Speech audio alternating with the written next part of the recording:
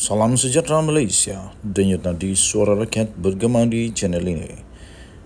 Jangan lupa tekan butang subscribe, like dan share. Malaysia kita punya, cintai Malaysiaku, kita jaga kita.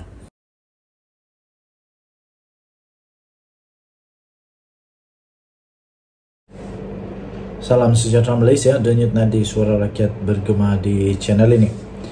Di Johor, cakap Sanusi tak akan laku. Ini dia berita sebenar yang diterbitkan di hmetro.com.my. Anda setuju tak? Di Johor memang cakap Sanusi tak akan laku. Itu kata pengakuan sendiri pada Nur Jazlan. Dakwaan kononnya gelombang Perikatan Nasional PN, gelombang hijau itu, bakal melanda negeri ini susulan daripada pilihan raya kecil PRK Parlimen Pulai dan Dewan Undangan Negeri simpang jeram bagai mimpi di siang hari. Ahli Majlis Kerja Tertinggi MKT UMNO iaitu Datuk Nur Jazlan Mohammed berkata, PN yang membabitkan Bersatu, PAS dan Gerakan tiada kekuatan di negeri ini. Katanya kekuatan PN di Johor hanya berkisar di bahagian utara, iaitu Pagoh. Tempat siapa Pagoh tu? Menerusi ahli parlimennya iaitu Tan Sri Mahyadin Mat Yassin dan Parlimen Mersing, dua tu saja. Jadi katanya jangan keliru dengan pilihan raya negeri PRN 6 negeri, terutamanya di bahagian utara negara dengan kawasan selatan. Itu hanya dakwaan PN. Kononnya ada gelombang di Johor sokong mereka. Di Johor, cakap Sanusi, iaitu Menteri Besar Kedah sekarang ini, tak laku. Tak laku. Orang Johor ini sederhana dan tidak ekstrim dengan isu agama dan kaum yang dibawakan oleh Perikatan Nasional, katanya. Orang-orang Johor, apa pendapat anda? Adakah anda bersetuju dengan pendapat atau pandangan daripada Nur Jazlan ini? Beliau berkata demikian pada satu sidang media selepas majlis pengenalan calon PH bagi Parlimen Pulai dan DUN Simpang Jeram di sini pada hari ini. Hadir sama pada majlis itu adalah Presiden Amanah iaitu Datuk Seri Muhammad Sabu, 3 Presiden Amanah lagi yang lain, 3 Naib Presiden Amanah yang lain, maafkan saya, iaitu Adli Zahari juga ada, Datuk Mahfuz Omar turut hadir, dan Datuk Seri Mujahid Yusuf Rawak serta pengerusi Amanah Johor iaitu Aminul Huda Hassan. Turut hadir pada majlis itu ialah Setiausaha DAP Johor Andrew Chen Kah Eng dan Timbalan Pengerusi PKR Jimmy Puah Wise.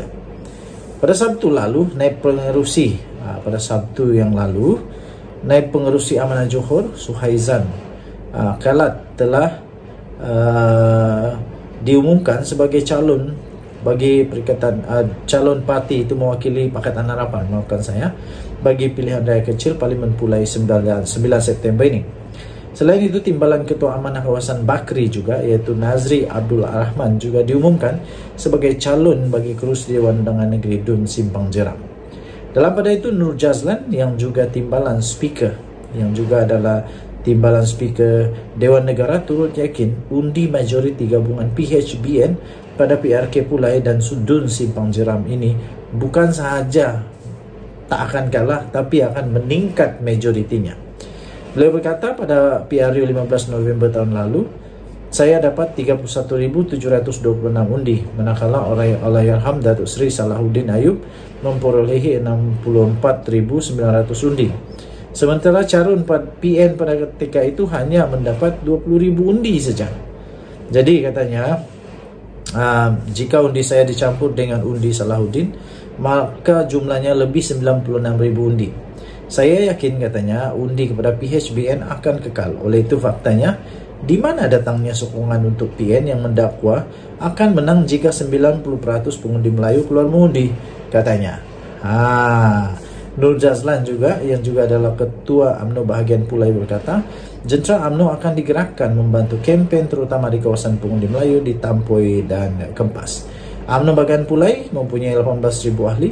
Jentera UMNO akan bersama PH bergerak berkempen dan mendekati pengundi di Parlimen Pulai yang terdiri daripada 2 kawasan DUN, Kempas dan Perling, katanya. Denyut nadi suara rakyat bergema di channel ini. Bye-bye.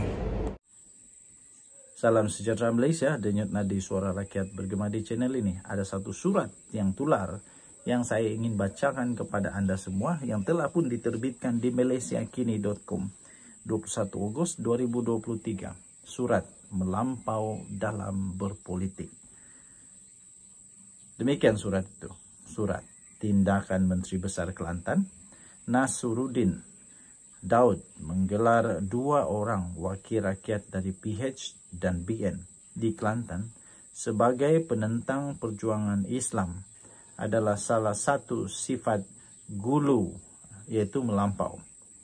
Ia mempunyai unsur ekstrim dalam beragama dan mendekati takfiri. Cukuplah pengajaran daripada pelbagai peristiwa gelap yang berlaku akibat amanat Banggol Peradong dijadikan pengajaran untuk menjadikan kita masyarakat yang lebih matang dalam menghadapi perbezaan.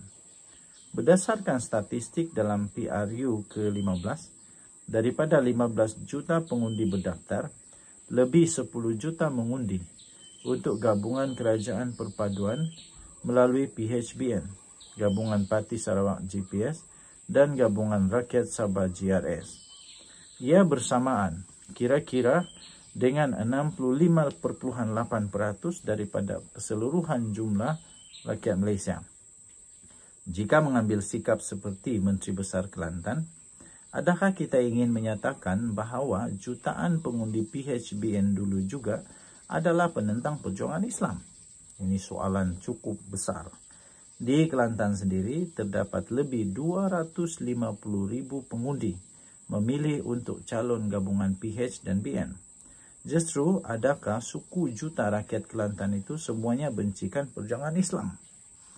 Tokoh Pondok Kelantan, Baba Zul atau Ustaz Zulkarnain Harun yang juga bertanding sebagai calon bebas menentang calon PAS di kawasan Dewan Undangan Negeri Dun Jelawat. Islam perpaduan dan bukan tunggangan. Menganggap kekalahan PAS sebagai kekalahan Islam adalah kesalahan besar.